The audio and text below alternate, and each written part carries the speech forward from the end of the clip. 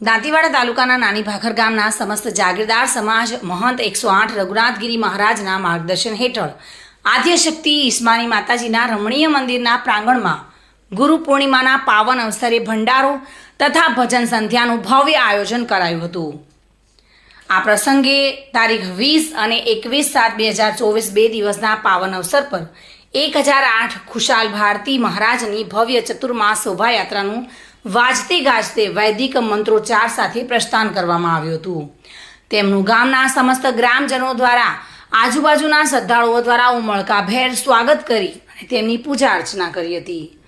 મહાકાલ સેનાના સ્થાપક 1008 દિગંબર ખુશાલ ભારતીજી મહારાજ દેશમાં 14મી વખત અને ગુજરાતમાં પ્રથમ વખત બનાસકાંઠા જિલ્લાના દાંતીવાડા તાલુકાના નાની ભાખર ગામના ઈસ્માની માતાજીના રમણીય મંદિરે પધરામણી કરી અને ચતુર્માસ કરવાના છે। તેમની સાથે મહંત વિપુલભાઈ ઉપાધ્યાય, પરિમલભાઈ, દિનેશ ગિરીશ તથા આલોકગીરી, સૌરભકુમાર, રાહુલભાઈ, વિશ્વ હિન્દુ પરિષદના કાર્યકર્તાઓ અને આમંત્રિત કલાકારોમાં ધાર્મિક ગોસ્વામી, સોનુ સિસોદિયા અને સુરેશ ગેહલોત હાજરી રહીને લોકોને ભક્તિ અને સંગીત દ્વારા મોહિત કર્યા હતા।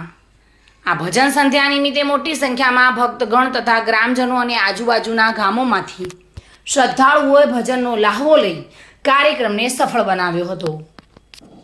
બલસિંહ દરબાર સાથે bureau report, today Gujarati news.